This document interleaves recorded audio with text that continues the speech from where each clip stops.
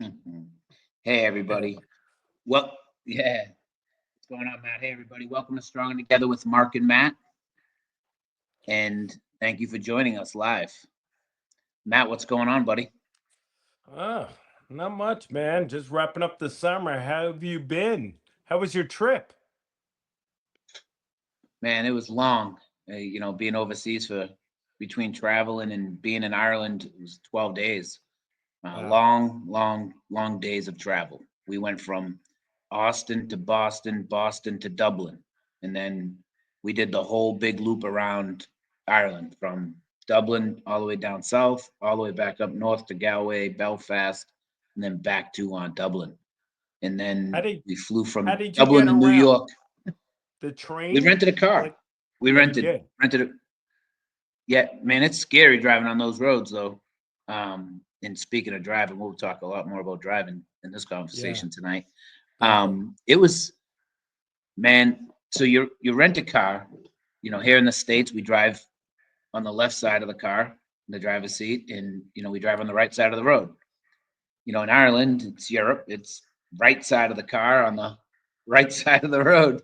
Wait, no, the left side of the road. And Yeah, left turns are different than right turns.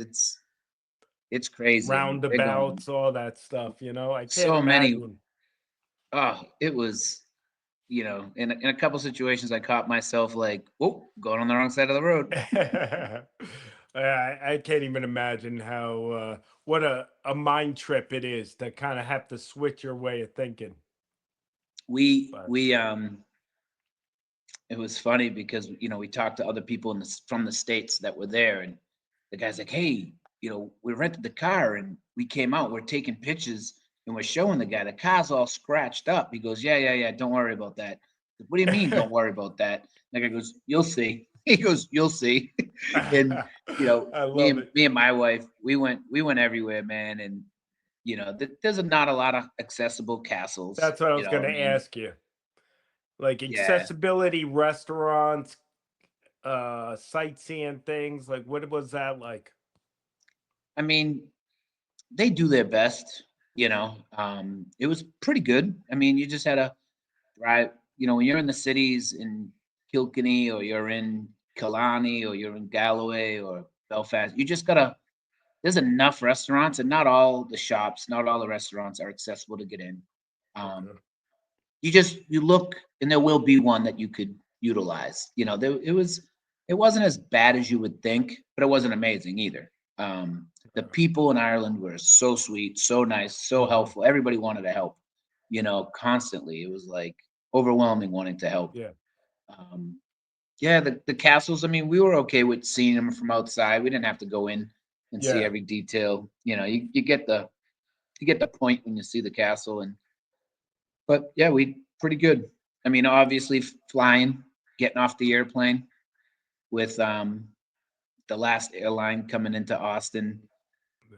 Not the best, planning by the crew or by the transfer people, but it's to be expected. Yeah. And But we had a blast. most importantly, how was the food? We picked all the right food, I guess, and we picked all the right restaurants. Um, Wow. yeah, we were lucky, man. I mean, every latte and every cappuccino and every coffee I had was amazing out there. The food, we had the fish and chips. They're known for that, like their fish and Yeah. chips. We had the beef stew, the Irish stew. We had, um, we had Shepherd's pie. Did the you try shepherd's the? pie. Yep, yep. Wow. That was, each restaurant and bar had their own like version almost. Like it was, but it was it was fun, man. It was a great trip, needed trip for the wife. She deserves it, putting up with me, working all the time and traveling everywhere else. So yeah, I mean, speaking of traveling, I just landed, just got in, do this. Now Thursday morning, I'm flying over to Arizona for the Abilities Expo Yeah. out in I Arizona. told you I have to skip it this year. Yeah, I had to adjust my plans, but yeah, no, it's a great show. There's a rodeo right next door. If you go check it out, I checked it out. Actually, that's where this hat came from. Um, The rodeo next door, great event. Anyone that's in the Arizona area, try to make it down to the Billy's Expo. It's a great opportunity to see a wide variety of equipment, services, programs, organizations, all under one roof. And really They, kind of can be a tool, even if you don't need that piece of equipment now, to learn about it. Maybe down the road you need it. So go check it out. I had free tickets to go into that rodeo from the radio guys outside last year, but my wife has been telling me for the last 7 years that she's going to get me to a rodeo. Being here from Texas, I've never been to a rodeo, but I've lived in Texas now pretty much for a pretty long time, and she hasn't still got me to a rodeo yet. I want to go to a rodeo, and I was going to go to that rodeo out there in Arizona last year, but I said I can't go because my wife wasn't there. Yeah. And they also have the NFL wheelchair football games out there this time in Arizona, Oh, right that's there. Yeah, awesome. there's going to be 6 teams from the NFL Wheelchair Football League. I'm That's really looking awesome. forward to it. I'm going to get a lot of coverage on it. I even I even printed up the rosters of the Okay. teams. So we'll see how it goes. You Get know, some it's video so that we can show it at our next podcast. oh, I 100%. think You it's know me, I it's an will. up and coming sport. It's becoming extremely popular. That and wheelchair lacrosse are the two rising sports. Yeah, the Arizona Cardinals, the Buffalo Yeah. Bills, Irving Outlaws, Kansas City Smoke. I think there's the Los Angeles Rams and the Las Vegas Raiders that are Huh? going to be out there. 6 teams. That's awesome. Get some footage, bring it back, you know. But listen, you know, we have a great guest tonight, you know, We do. a guy that I met probably a couple of years ago. I have yet to make it out to his site in Connecticut, but it's on my to-do list. Torsten Gross from Just Hands Racing. How's it going, Welcome. everybody? What's up, man? How are you guys? We're good. We're Very good. How you good. Very doing? good. How are you doing? I'm good. I'm reflecting on what you're saying. For 5 years, I was on a plane every other day, Wow. and it's brutal. It's brutal. Takes its toll on you. Yeah, this is why I no longer do it. Well, that's not why I don't do it anymore. But like, it's. I'm glad I don't have to. Now I only travel like once a week, maybe once every other week. But like every day or every other day was yeah, it was rough. It's I we're going from Arizona. I'm going from Arizona, flying back into to Austin, Texas. And then me and the wife are loading up the RV after about 4 days being back here in Texas, and we're driving up to Boston, in the Class A, and then we'll be up there for just over a week and a half, almost 2 weeks. Then we'll be driving back down to Texas to go to a celebrity softball game in Dallas. Man, it's starting to. It's been Yeah. a good 2 solid years of this mayhem, and I'm looking forward to it calming down. Yeah.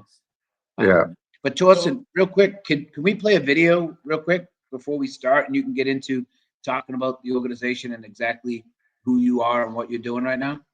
As I think long this as the will help video got out. my good side. As long as the video got my good side, I'm good with that. So yeah, whatever you want to play works for me. all I right, didn't know you let's had a bad side.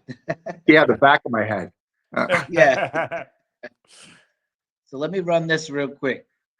The first time you're out on a track is completely freeing. No one knows that I'm in a chair. No one cares that I'm in a chair. The freedom that is indescribable. Torsten Gross has been chasing that feeling for most of his adult life. When I was 15, I dove into the ocean, broke my neck, drowned, and was clinically dead for 2.5 minutes. Best thing that could have happened to me, though. I think we all have our own versions of disability, right? Mine happens to be visible. Everybody's got their thing that's sometimes invisible, but it makes me try harder. It makes me prove things to people. I don't see it as a limitation at all. Wow. Thorsten, so name of the organization is Just Hands Racing, correct? And Just Hands Foundation. Just Hands Foundation. And you're based out of where? Lime Rock, Connecticut, which is the top left of Connecticut. It's basically an hour and 50 minutes, if you will, from Manhattan, and about 2.5 hours from Boston. And are you located there because of the racetrack that's up there? Is that what? No, we built this house in 2019, and then when this thing, I think it's called COVID. When COVID happened, I don't know if you heard about it. I think Fox picked it up once, which means it's conspiracy. But when COVID happened, we decided to move here full time because I didn't want to be on planes anymore. I just wanted to settle down to a degree and have kind of a change of pace of life. So we decided to move here full time. Okay, all right. And what is Just Racing Foundation?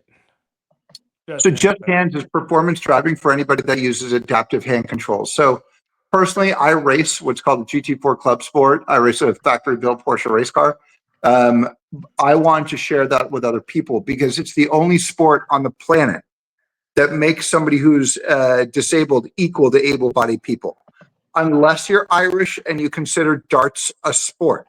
I consider it drinking adjacent, not a sport, but I'm sure I'll get a lot of hate mail being like, what the fuck? Like, you know, but the car doesn't care.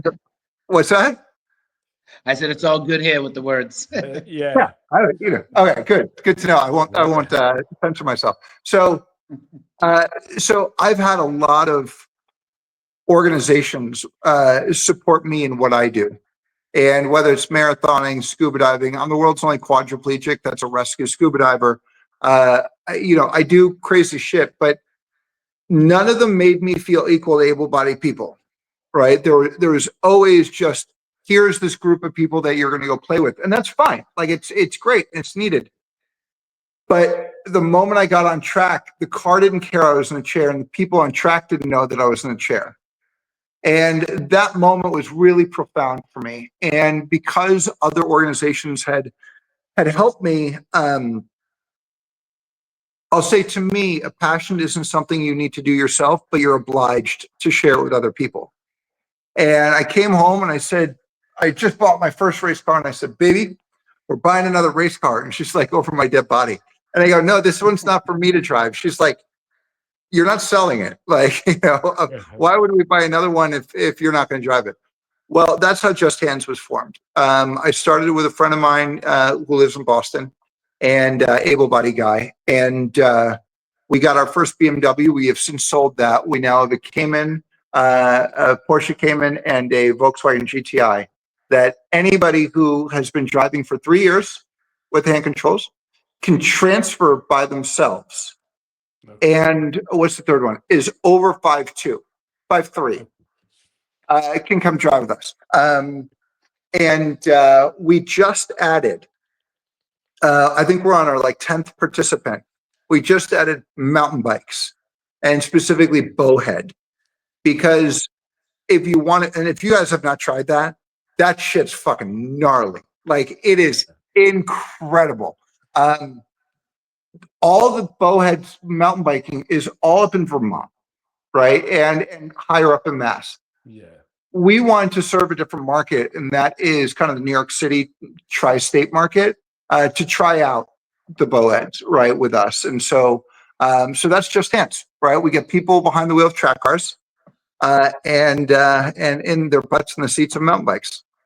That's awesome. Where do you do the mountain biking? So there's a guy named Doug Henry, who is the 3-time American AMA motocross champion. He's got a jump track, a motocross track, and a jump track and just fields on his property in Torrington, Connecticut, which is about 20 minutes from us. And he's running all that program over there. Wow. Awesome. I mean, and were you always into racing, like as a young adult, or? No. So I only found, let me give you how much you should actually hear. I just found out 2 years ago what a radiator is.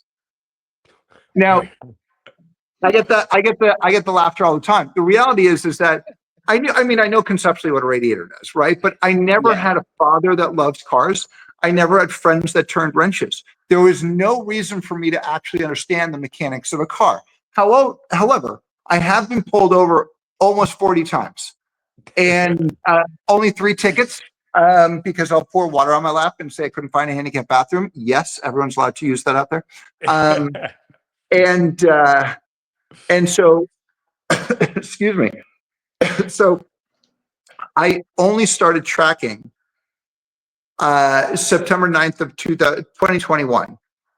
Oh, wow. And I started the foundation 6 months later. But that's also, I don't know if you guys know, but Amazon followed me for a year documenting my life. And there's a show out right now called Just Hands for the Love of Racing that's on Amazon that documents my journey into race car driving. It's 4 episodes, so 2 hours and 20 minutes. And I say that because there are not many shows out there that follow somebody who's old, right? Me, somebody who has not been karting since they were 7 years old, or racing since they were 11 years old. I'm a dude that literally showed up and was like, I have a nice car. Can I take this out there? Right. And after my 10th lap, I was like, I need to buy a race car. So I'm very new to this. Very new. It's amazing. So with that being said, I grew up with a father that loved cars, that was racing motorcycles on New England Dragway when he was 18. I've been in the racing pits for roundy round tracks since I was in diapers. I actually, I never got to drive my dad's race car when I was younger. He sold it right before I got my license, which he didn't want me to drive. I could have drove younger. I always had go-karts, always had dirt bikes. I had a 1979 Chevy Camaro, board 350 over fuel heads, senior year in high school, all special hooked up. I was drag racing down Main Street in Stoneham, Massachusetts every night I could. So then I lose my leg and I'm like, hey, why don't I try driving a race car that's a 3-speed standard? That's smart. So I did it. And I had the I put a cane that we just modified a little thing on the clutch so I could shift the cane with the clutch. And yeah, man, we're in some backwood racing up in New Hampshire. So I knew the owner of the racetrack. I pretty much could do whatever I want. So I was out there, and my first time going out, I just got in the car and went out during warm-ups, and I was like, this is cool. I went out during the qualifying because you have to qualify. And man, I was doing everything and anything I could to stay out of their way because I wasn't familiar with the car and how it handled. And I was staying low, and this guy came in and he spun me right into the infield, put me out on purpose, even though I was way down low. And I came into the pits after that. I got it started, got it back up, got it going again. And I came in after the warm-ups were the qualifying was done, and I said to my dad, I said, hey, I don't think it's probably smart for me or safe for me, for everybody else on the track to be out there. I said, why don't you get out there? Now my dad's in the 70s. He's 74, 70, 72, 73 at this point. And he was retired from racing, but he still kept the car with hopes that somebody would race it because he has a heart condition and he's not supposed to race. And I said, get out there, race. He's like, yeah, I'll do it. So he went out and he raced the feature. But I said, I want to do it again. And I'm going to go to they have track days that you can go and just do laps. So I went up and I spent the day up there getting the feel of the car and really pushing it and pushing it into the corner and turn 1 and 2 and seeing how much I could get on the throttle before it got loose, and really started feeling the car. Like I said, I'd been racing, and man, I came up, I did the warm-ups, the next race, I did the heat, the qualifying, ready for the race. And I come out of the stand, putting on the fire suit, the jacket, and about to get in. And my dad's nose in the feet hanging out of the window. And he pops up and he goes, no go. I'm like, what? He goes, look. And the floorboard was covered in brake fluid. And I told him when I came in after the heat, I said, Dad, there's no brakes. He's like, it's a really light brake. I'm like, no, I'm telling you. He was mad. I crashed into the trailer. It just boom. And I was like, he's like, what are you doing? I said, it has no brake, Dad. And he's like, no way. Well, what had happened was the brake line from sitting, he had an adjuster in the brake line in the pads that took off the front brake, just dragged the rear brake to get the slide, so it wasn't, and that was illegal to have. So he got caught with it, so they cut it out, and he had repaired it a long time ago, but it was sitting in the roll cage padding that held moisture in the car, and it created that to leak, and it finally popped. So I never got to race a feature in the car. We have now since sold the car to somebody that could use it and have fun with it. I love it, but just not set up right. And I said, it's more dangerous to people, and I don't want to take somebody out of a points, because they do serious competition. Like, they have points, and I don't want to be the reason someone doesn't make And make let's their let's points. just be clear. So I race, and I race for standing. But Yeah. what Just Hands does is not that. We do what you referred to beforehand, and that is just go do laps on a track, which is called HPD, High Performance Driver Education, or autocross, right? We have our own dedicated autocross here at Lime Rock. But it's not racing. I think that's the misnomer that people are very scared of, because they're going, well, I don't want to race. I don't want to race. It's scary. Well, first off, yes, it is scary, but you don't go directly there, right? Like, it's kind of like saying, have you ever sat in a hand crank, hand cycle? Yes. All right. Are you going to go do the New York City Marathon tomorrow? No, right? Like, it's not just stamina, but it's also just like understanding. And that to me is a big difference for what we do versus not. And so I'm glad you brought that up. So it's not racing. That being said, we've had a lot of dudes start tracking and going into the racing world. So I'm very proud of that. That's amazing.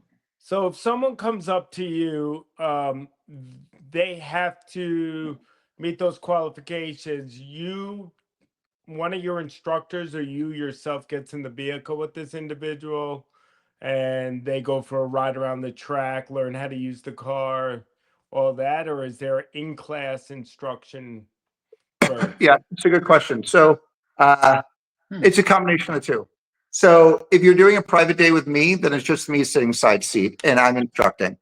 But another 50% of our events are HPDE, which basically means that, like, BMW Club, Porsche Club, SCCA, SCDA, Mass Tuning, whoever it is, rents the track, and they will host the event. So every hour it'll be novice, intermediate, and advanced. Novice, intermediate, advanced, right? Every hour. So you get 20-minute sessions. You go to a classroom beforehand, then you go out on track and you have an instructor. That is likely not me. That is likely an instructor from that organization. And then back to classroom, back and forth. And I will say this is not, if you're looking for a group event, we can do those occasionally, but this is single person, right? This is like, you can't go skiing with a bunch of people if you only have one or two skis, right? Because that's your ski for the day, right? Same thing for our car. That's the car for your car for the day. So we now have two cars. So hopefully we'll start being able to do two people. But as of now, it's just been one. And at the end of the day, I don't want to do any of this wheelchair stuff. Like, this is all about equal opportunity, being equal to able-bodied people. So I don't want you to sit with a bunch of other people in chairs. I want you to feel what it's like to be, like everybody else. They respect you like anybody else. There's no pity stuff on the track. There's no cocked head that goes, aw. It is like, damn, you're fucking awesome, right? And the same thing for them, right? They're good because they're novice. They're figuring it out too. It's this awesome moment where everybody comes together and they love what we do. So the thing is, you don't need to know about hand controls in order to be a hand control instructor or a performance driver instructor, because you don't say left foot, left foot, left foot, right foot, right foot, right foot. You say track in, apex, track out, slow, brake, brake, brake, brake, brake, gas, gas, gas, gas, gas. None of those are physical descriptors, right? As in feet. So we use able-bodied drivers as well, like driving instructors, because there's really no difference between us and anybody else, which I think is pretty rad. What type of controls are you using? So we actually have two hand controls in our car. We have, which is not normal, but we did that because we've got left and right hand controls. I wanted to make sure that you felt really comfortable driving on the one side versus the other before you got on track. I will say this though, left-hand hand controls terrify me. They're horrible and they're dangerous. So not almost 100% of every driver that has been through my program that has tried the right-hand controls, and I just tried them at some point, all have switched over to right-hand controls. Not one of them has not gone over. Because unfortunately in our society, or the adaptive teachers don't teach right-hand controls. They don't talk about the classic hand controls by Weigel. I redesigned them for my race car, which we're about to start selling for sim units. It's on mygripshift.com, the gripping, shifting, mygripshift.com. You can buy hand controls for a sim. But those are the exact same ones that I use in my race car because I redesigned the casing for them. And now I can shift with my fingers. Oh. Do we have that for novices? No. It takes time to get up to that, right? I want you to learn your brake patterns. I want you to learn the line. I want you to learn acceleration coming out of a turn. I don't want you also occupied with understanding shifting. Yeah. That comes in a little bit, right? But they're there, right? Which are things that haven't been there before. So that's why we've got both left and right hand controls. Oh. Mark, I'm sorry, you had a Yeah. question, or were you about to ask a question before I asked mine? Yeah, I was, but that's all right, man. We know how it always goes. I was just gonna make a statement about, it really does take the situation of the disability out of it when you're talking the language and the ability. The whole part of racing takes it out because, like you said, it's brake and it's throttle or faster brake. In out, like it's amazing. It's actually really, it's truly amazing now that you put it this way that you're putting it. And man, I think it's great. Yeah, we always talk about being able-bodied versus having a disability and the challenges, and there's certain things you can get close to feeling back to as regular as you were before your incident. And some people, like my wife was born with her, so she doesn't know any different, so it's whatever. But for those like us that situations change and happen, and things get taken away, to try to get back to that, some people, that's all they want to do, and some people are okay and not, and some people want a combination. I like the combination. When I did a mono ski and I was skiing down that hill, it felt like I was skiing again, and in my mind I was standing up, for the first time, since I lost my leg in the bombing. So racing, like you said, it's when the car is set up properly and you're driving. Well, let's talk about that. Let's actually talk about that, Mark, because that's a good point right there. So HPDE, basically high performance driver education, is code for take your own car out onto a track. You don't need a race car. It just needs to be highway legal. That's it. So the question is, well, why don't you just take your own car out onto a track? Well, I'll tell you why. I took my first car, which is an Audi S6, really fast car, a really heavy car, and it was not track prepared. The problem I had was that they're leather seats. So I'm actually, and just a 3-point harness, I'm actually using my elbows at that point to drive, right? And holding myself in on the G-forces. That's not safe. So we have 6-point harness, we have racing seats, we have, roll bar, because just like an able-bodied person, you want to be one with the car. Like you don't want to be moving around at all. And so it's so tight that I don't want to say it hurts, but it's definitely uncomfortable. But that's because when I'm sitting there, I'm not moving back and forth. An able-bodied person isn't either, but I'm not moving back and forth, which means that I'm using my full upper body to actually go against the G-forces versus having your arms here and then trying to drive it. So I think the point you make is perfect, because if you don't have a right, look, go out and do what you want to do, right? And I still got out there doing that, and it was still great, and it worked out for me. But that to me is a very important thing. That's why we do just hands, so that if you want to get on track, that you don't need to think about stability or driving. You are just part of the car. Again, just like an able-bodied person. Yeah, It's that's amazing.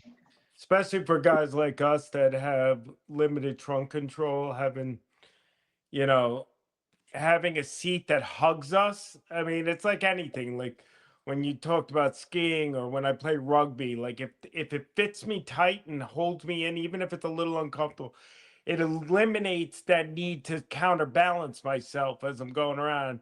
And I would imagine in racing that creates a very unsafe environment if you're going around a turn and you're pulling on the hand control and because you're losing your balance. One of the things I wanted to ask you, so now outside of the foundation, you do your own racing, correct? Yeah, so I race under the banner of Just Hands Motorsports, not Just Hands Foundation. Just Hands Foundation is the charity. I am Just Hands Motorsports, and I'm very clear about saying that because anybody who donates to Just Hands Foundation does not pay for the Torsten Gross Racing Fund. Right, I do that on my own. That being said, I'm sponsored by Pennzoil, and I'm now the brand ambassador for Volkswagen. I am not going to say this publicly, but we may be expanding to 4 tracks next year. One in Florida, one in Texas, and one in California. But I didn't say that out loud. I don't know what you guys heard right there. It's weird. Somebody said that, not me. But we are going to be expanding because we have such a big wait list. We have so many people that want to do this, and they're flying in from everywhere just to do this. I was like, we can't keep doing this. So I'm working with one of those sponsors to blow this up, make it really big. But that means that I can go continue doing my race leagues. And this year, you'll see it in the show or last year, I did 4 different leagues to learn, just learn how different drivers in different leagues are doing different things. I next year am going to be going pro. Wow. Into a Congrats. pro league, which still blows I say this out loud and I'm like, what? Like, what did I just say? So we're figuring out the league right now. It's either going to be IMSA, which is like NASCAR, but for production cars, and road courses. It'll be Grid Life, or it'll be SRO. Or Porsche Sprint Challenge. So we don't know yet. It's all depends on the sponsors and how we play this out. But that's the fun I have on the side. Wow. Congrats, man. So it's crazy. You said Pennzoil. I mean, so my dad was sponsored by Pennzoil, meaning Pennzoil sent him oil and oil filters, and he had the sticker on his race car, and he had, so it's just what such a small world. It's crazy. And not that they weren't selling out money. They weren't, writing checks. They still sponsored them. They still gave them oil. They still gave them. And I mean, this was back in the 80s, Yeah. in 90s. Pennzoil's been associated with racing for years, much like you, Torsten. I grew up, my dad wasn't into cars. So, but I don't know where it came from, but I had this like obsession with vehicles, motorcycles, and after I got hurt, I was like, oh, I gotta, I give that up. But then I was like, wait, why do I have to give that up? So I saw, actually, my first thing ever was getting back on my quad. And I remember riding around the yard, and I remember coming around, and as I came around the backyard, I stopped. My mom was standing on the deck. I'm like, oh God, because my accident happened from a motorcycle. I'm like, she's gonna kill me. And she just looked at me and she said, look. I said, Ma, you gonna kill me? She's like, no. She's like, this is who you are. I'm not going to change who you are. The injury doesn't change who you are. If you want to pursue a passion, go through it. But I wonder, for you in your own personal life, for your racing, were there family members that were concerned? Or was everybody supportive right off the bat? So my wife is the one who got me a track day. So I blame all this on her, right? So the financial burdens, it's all her fault, not mine. And I'm going to say that until the day I die. Let me give you the most extreme example, and you'll see it on the show. I went into turn 2 at Lime Rock. I hit the wall at turn 2 at 60 miles an hour sideways. I broke my femur, 3 ribs, and punctured my lung. And in the emergency room, I was like, baby, I promise I won't do this anymore. I know I do stupid stuff. I'm sorry. And she was basically like, hold on, let's let's not talk about it now. Yeah. You're hopped up on adrenaline. Like, let's not talk about it now. The next day she brought it up and she said, I think you need to still keep racing Wow. for two reasons. One, had that crash happened on the street, I'd probably be dead, because race cars are built to withstand a massive force, right? So I'm actually hyper safe. The incident rate, the death rate, and the major catastrophe like breaking a neck or breaking a back of skiing is something like 4 or 5 times the number of race car driving. Yeah. Right? Like, if anyone's going to talk about safety, I'm going to be like, do you ski? Well, then you're an idiot, right? Like, don't look at me for being an idiot. You're the idiot, right? Like, obviously you're not. I love to ski. So I'm making a point by saying that, right? Yeah. 100%. But she was like, she literally said something like, I think it's criminal if you don't go back out there. Because she's like, you're good at it and you love it. And there's no reason why you shouldn't stop doing that.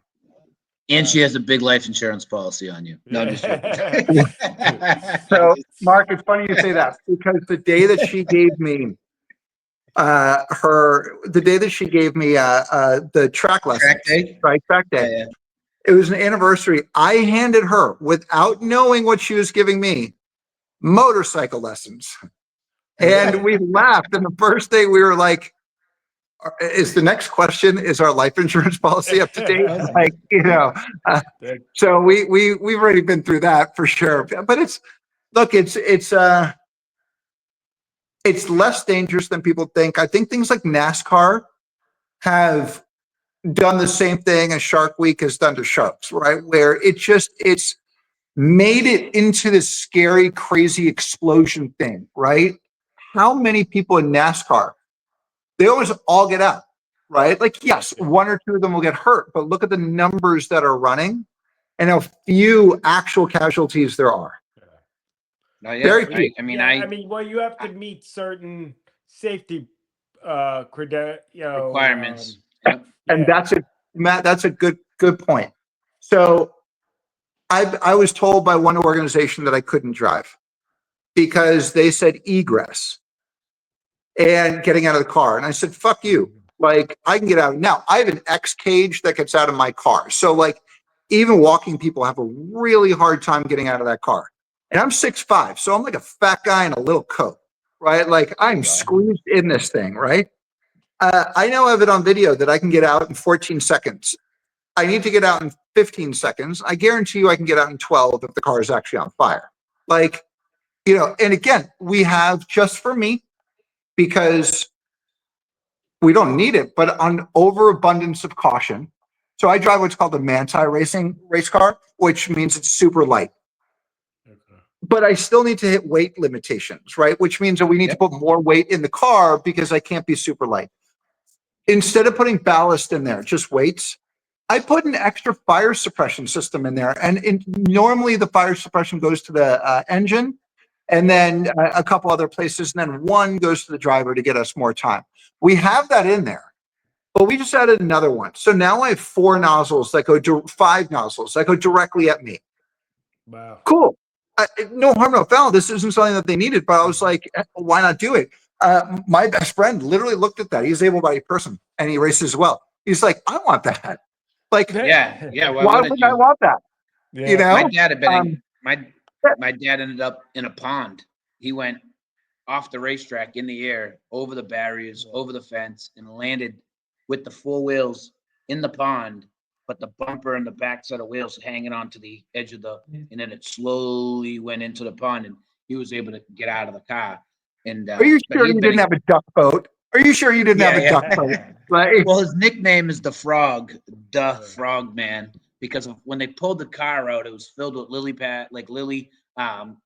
tadpoles and frogs. No joke. When they pulled it out of the car and they cleaned it out, so he got the nickname the Frog Man. He was the first man in 40 years to go off the track and land in that pond in Hudson Speedway in New Hampshire. But what you say about the safety, I mean, I'm telling you, I've been at racetracks since I was in diapers until forever. And we raced Friday night at Lee, Saturday night at Star, and Sunday at Hudson. Sometimes we're racing 3 nights a week. And like you said, the safety in the equipment is there, and you see these horrific accidents, and these people just walk out and drink a beer and they jump up and down, and it's like, and out of all that time, yeah, did something happen once or twice? But like you said, when people are racing 3 times a weekend, right? And that's just that's just 3 tracks in New Hampshire. And Yeah. times that by the hundreds of, the thousands of tracks across the country. And every chance, it's like you said, it's the safest place you're gonna be to be going fast. It's like, Any of us get in a car and go down the highway, we're at a lot more risk of dying. And like you say, fire suppression system. My dad had to put weight too. They have to make weight. You can't be too light. What a genius idea of utilizing that you need weight. Safety So why system. wouldn't you add something that would benefit? Safety. It's like when people say how dangerous flying is. Well, think about how many flights take the air and how many actually crash, right? You hear about it on the news, but think about how many millions and millions of flights. Same thing with racing, right?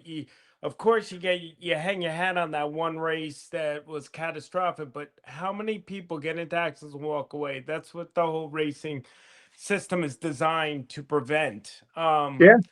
So I guess you alluded to it a little bit. So have you encountered some in your own racing world, some resistance to a wheelchair user racing with everyone else?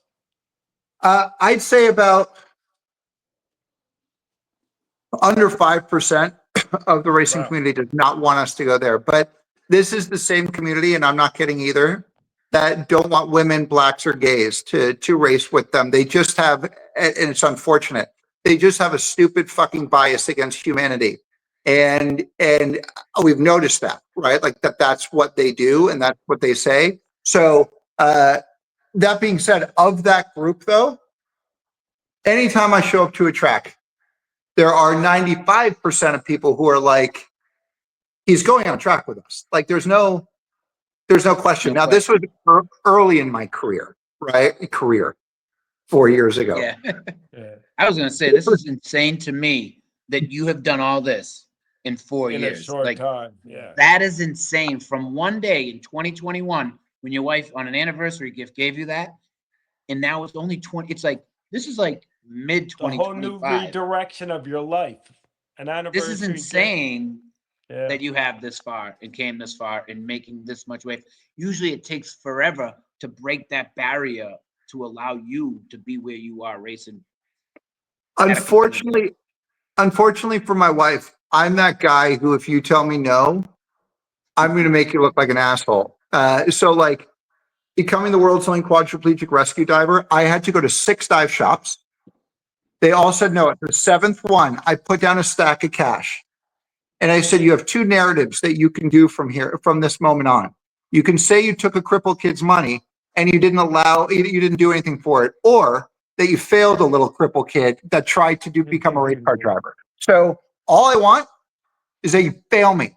It's going to be the fastest amount of money you're ever going to make. Fail me. Take this money and fail me. Here's the one thing I ask of you, though. Don't judge me on how I do something. Judge me on the outcome. Yep. All right, let's give it a shot. I go down. We do the first exercise in one try. I come back up. I'm not even happy. I literally look at him. I took off my goggles. And I go, this is the second fastest amount of money you'll ever make. I'm going to keep going, right? Like, but my point was I needed to be able to say, and that's what I do, right? Like when I do these stupid things, building this house, like I designed the house and fired the architect, and I taught myself chief architect, and I just designed the house. Like I get into these projects that are just stupid because Maggie's like, what are you doing? Like, please don't do that. I'm like, yeah, but I got to do it. Like I told everyone I'm going to do it. You know? And so 4 years, that being said, I will say 4 years is quite fast to get to pro-am level, and then maybe next year pro level. Like that surprises most people, including myself, to be totally honest with you. You know? Yep. No. Are you so you're the only chair user that's at this level then, right? No. We've got Robbie Wickens, who is most likely going to be the first hand control driver to race in Formula E. He races in IMSA right now. He's in a chair. We've got Drew Ewing, who's down south. He races in the NASA and HSR leagues. We have Natalie McGloin over in the UK, who is not only a quad, but she's also the director of disability at Formula One. The FIA. There are other people like me that exist. Yeah, luckily. And now, because of Just Hands, I'll give you a crazy stat. Out of 60 people last year, 20 bought their own track cars after doing this once. Get out of here. Now, I ask you, when's the last time you did something once and you decided to pay 10, 20, 50, 100 grand to do it again? I'll wait. Yeah. That's how profound it was, right? Like Severio's now had 2 race cars, and he's only been doing this for a year and a half because he's progressing so fast, right? Like Adam is super quad, and he just got his first race car. Like there are a ton of these, and it's because people have realized how profound it is on their life that they get out of the car and they're like, I need to do this again. I only have 2 cars as Just Hand Foundation, right? Like that people can use. I can't service everybody, right? And so they're like, fuck it, I'm going to buy my own race car. I'm like, all right. Now, what your listeners might be thinking, though, is, man, Torsten's got a lot of rich people that go through his program. I'll say this. One of our drivers has a 128i BMW that she modded 100% for $12,000, including the car. Wow. Let's just think about that, right? Yeah, and because it's a European car, if you guys don't know about this, FCP Euro, which stands for Foreign Car Parts Euro, has 100% return rate on everything, including oil, brake pads, rotors, you name it. Really? You don't have to believe me. Just know that every month, brake fluid, oil, brake pads, rotors, you name it. What you basically do is you buy it once, you then buy it again, like brake pads, and you take the first set and you return them. Now you've got credit at the store, right, at FCP Euro for whatever the brake pads cost. So let's say you now have $300 sitting in there, right? You can now use that $300 to buy anything. Oil, great. But now you return the brake pads, even though you just bought oil. They don't care. It's banked money. So other than tires, wearables cost nothing, right? Like brake pads and all that. That's why I push everybody to a European car, because race cars are not, the car itself is not expensive. Well, it's expensive, right? But if you think about the fact that a bowhead mountain bike costs 20 grand, right? That our ski equipment costs, a lot of money. Yeah. You know what I mean? Like 10 tons of grand, money. depending on your equipment. My hand cycle, I think, was 8,500. Yeah. I mean, it's not far off from a race car. Yeah. That's exactly my point. My hand cycle was 11 grand. If I knew a grand more, I could have bought a 128 and been racing alongside it. Yeah. Yeah. So Matt, speaking of hand cycles and your bike, I pushed through with Achilles. I'm doing the Marine Corps Marathon. Yeah. There was a waiting list. A spot opened up. She got me squeezed. I don't know if you made a call, but Torsten, you said it. You made a comment. I got a rugby event right on that weekend, man. So, got to make my choice. Mark, I know where you're going. And that one time, get on a bike and do a marathon. So I did the 5K Achilles, and I crossed the finish line. And I looked at my wife, and I'm like, baby, I'm doing the New York City Marathon. This was like in August, I think. And she's like, oh, next year? I'm like, no, this year. She's like, you're a smoker. You drink too much, like blah, blah, blah. You smoke a ton of weed, like all this shit. And I'm like, yes, I'm doing it. So I did the same thing. I crossed the finish line of New York City Marathon. I was so miserable. I broke into tears, and I go, baby, I'm doing 12 marathons in 12 months this year. And she's like, I did. What? Yeah. Like, why? And I'm like, I'll quit smoking a couple days before the race. First time I No. did the New York City Marathon, it was 3 months before someone came to me and they said, I was running an adapted sports program. And they said, well, we have an entry to New York City Marathon. I didn't know what that entailed. So I'm like, yeah, sure, sign me up, whatever, I'll do it. What does that entail? I remember lining up and looking up the hill at the Verrazano going, what the hell did I get myself into? And I made it through. And then the next year, I'm like, you know what? I'm very competitive. I'm like, all right, I got to beat my time. So next year, I want to come in. And they did it for 4 years and got me down because there was this, I'll never forget, there was this like, probably had to be like 70s quad that blew past me like I was standing still, man. And I'm like, no way, dude. At the time, I was like 38. I'm like, I'm coming back. There's no way. So, I ended up I've done New York twice, Boston 3 times, LA, Detroit in the Marine Corps. I've done 8 total. I'm going to be doing the Marine. She offered me New York. I said, no, I'm good. I'm done. I hate New York weather that time of the year. I'm good because it's so unpredictable. Last time I did it, it was rainy, cold. I hated it. Oh, wait, hold on. I have a tear for you right there. Sorry. I'm so sorry you went through that. Please continue. Yeah. Torsten, when you said, so again, I've never trained or taken my bike out other than to do a marathon. I did a couple half marathons with Achilles. I did the 5K Hopes and Possibilities, but I never got on and said, I'm going to train every day for 6 months. I never once. And I have bad shoulders from the bomb, and labrums are messed up, and from crutching and wheelchair, everything, like everybody. We all have these issues.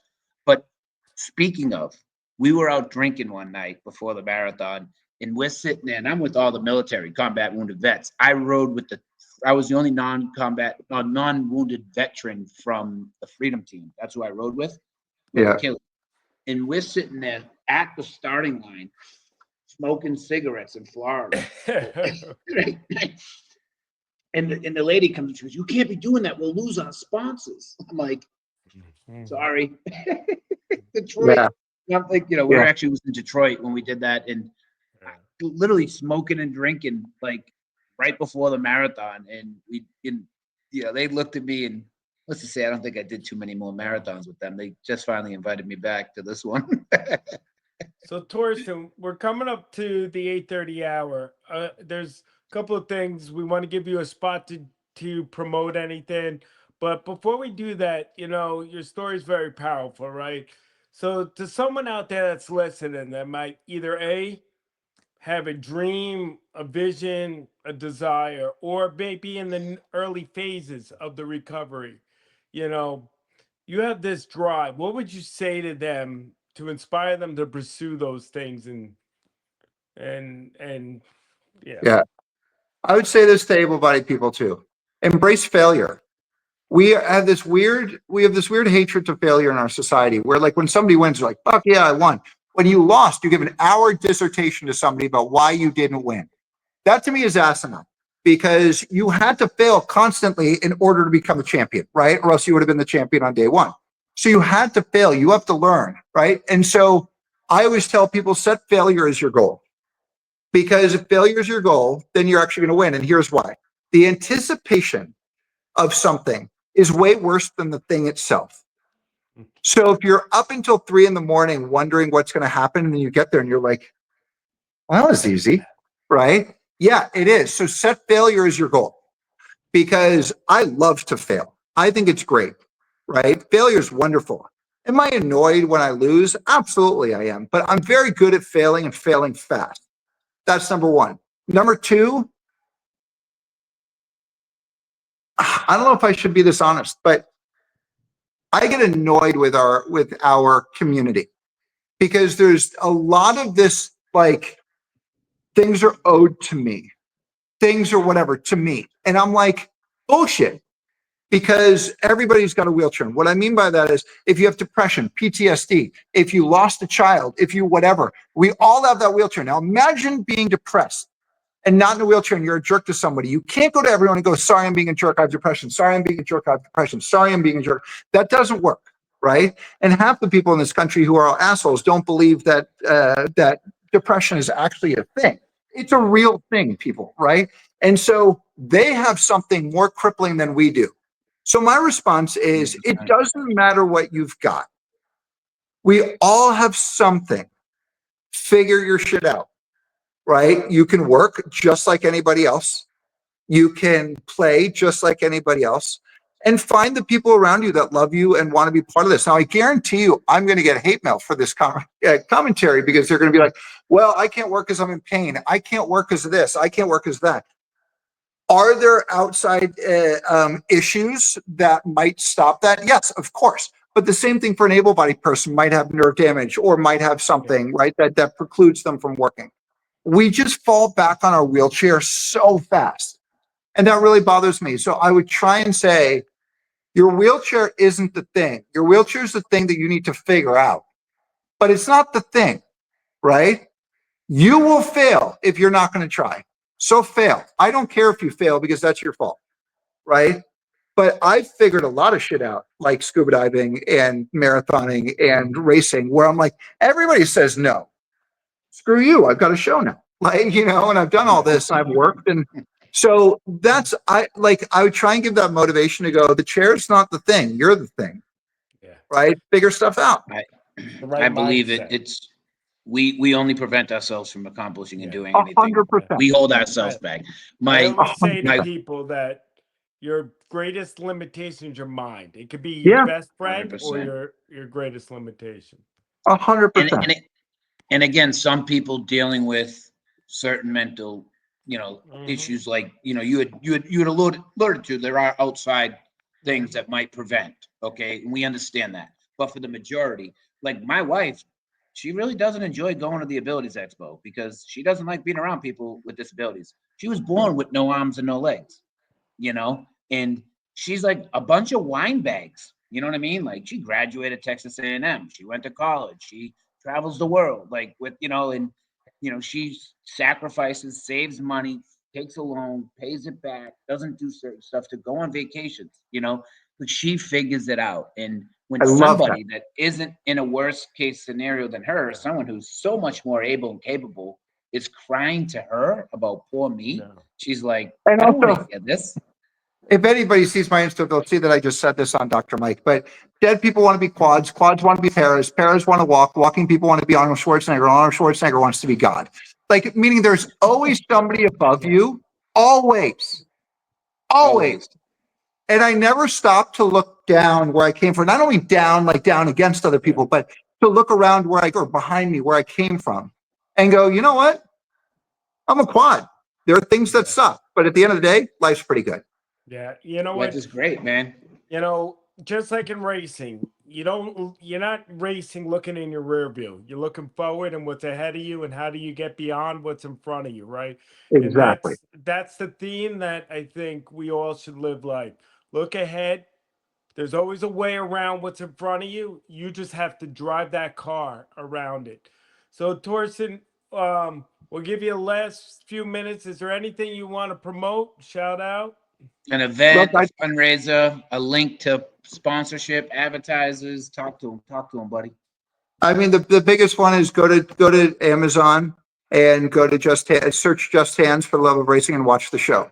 I don't mean that from an arrogant standpoint, but revenue is given to Just Hands because of that, right? So the more people that see that, the more we can quote unquote normalize, right? Adaptive sports. So please watch that. You can go to torstengross.com or justhands.org and come drive with us. Our year is almost done this year because in November we end, and so I think we're pretty full. But if you contact us now, you'll be on the list for next year, right? So don't wait. A lot of people wait, and then the front of the year is already all booked up because they quote unquote waited. So don't wait. Start on justhands.org. And look at mygripshift.com. Like, we're trying to get people, if you can't afford racing, you can still try sim racing, which is absolutely amazing. There are other products that are out there, but they're not simulators. This is a true, real one-to-one what you would do in a race car. And that's it. All right, man. Well, listen, Torsten, thank you very much for joining. I've been chasing after you for a couple of months now. I'm glad that we actually were able to bring it together, man. Thanks for sharing your story. Thank you guys for and having me. being on with us tonight. Mark, you got anything to close out with? No, I'm just grateful, thankful, and Torsten, me and you, we talked in Jersey. You were in the Jersey Expo. Yep. Thank you for taking that time, and it was Likewise. heartbreaking hearing you telling me that you needed to have those 3 years of hand controls, and I couldn't lie to you. I couldn't lie. You would have found out real quick I was lying. So I was honest and said I didn't have that experience. I I might have to appreciate get some it. I might have to get some hand controls just to drive those beautiful cars you have. Thank you. So Well, man, you can thank you for come being watch on. me next spring. Nah, I'm gonna book it, and nah. then you come. I'd be pulling the air out of my head. Forget about it. Um, we so with that being said, you talked about looking forward and stuff and thinking in the past. As much as we worry or think about, I say it all the time, my leg is never gonna grow back. Your leg might not ever. So focusing and worrying and focusing on that doesn't change anything. So let's all just focus on moving Yeah. forward and figuring things out that we can do. Do I have one more second, or do we need to end at 8:30 No, right no, away? you got it. No, Go. So no, we can go 2 hours if we want. I've got a bracelet that says courage over confidence. And the reason why is everyone goes, well, I'm not confident about it. Well, confidence comes on the other side of trying. Mhm. If you haven't Yes. tried something, how can you have confidence in what you're going to do? You can't, period, full stop. Yeah. But what you need to have is courage, Yeah. right? Courage to try difference, yeah. something new that you can fail at. So I would say screw confidence. No one needs confidence when they're trying something new. They just need courage. That's beautifully said. I mean, it's kind of the underlying theme of my recovery itself, right? Like even transfers for a quad, like the first time you do a transfer, it's a leap of Scary. faith, man. I'm going from this to that. You got to have the Yeah. courage to try, and it's not going to be successful. My first one, I hit the floor, and my second one, it was like sloppy. But you keep pursuing, you assess, reassess, and retry. If you Yeah. abandon after first try, you let, you know, fear get in your way, you'll never progress as a human being in general, right? So, Totally Torsten, agree. thank you very much, man. I If mean, that you was if you have if beautifully you have said. courage, you could surprise yourself, right? Yeah, And actually be 100%. successful. yeah, That's the amazing part. And so Yeah. Matt, when you talk about those transfers, I was no weight bearing for many months on many surgeries on my left leg. So I was in my wheelchair for pretty much almost in and out for 3.5 years. So I get that. Like you said, having that courage to try, Dawson, is because like you said, that's all you need is a little bit of courage to try something, because you will surprise yourself every time. And I just 100%. do want to, and thank you. And I do want to mention real quick for everybody watching, unitedspinal.org, sign up for the newsletter, join. Also, don't forget, if you have a chance and you have a time, download the free app of the Mark Network. It's available on Apple and Google. Share your story, share your information, share your resources with the community of just about 1,000 people now on the app, sharing resources, sharing information. We'll have to get just hands on that search engine yeah. for organizations. You get a free listing, so people can find you that are in our community that will be growing continuously. So check out the Mark Network Inc. in Apple and Google, and also sign up to unitedspinal.org. Check out Just Hands. Don't forget Amazon. Yeah, Watch the the movie. Amazon. Watch the show. And guys, on September 16th, we will have Earl Brown from Red Cross on to talk about emergency preparedness, disaster relief. You never know when it's going to impact you. Tune in, learn more about Red Cross with us. If you missed any part of this, we'll be airing it, a recording of it next week. So thank you again, Torsten. Thank you, everyone out there, for tuning in. Have a good night. Thank you, guys. Take care. Take it Bye. easy, Torsten. Dude, that was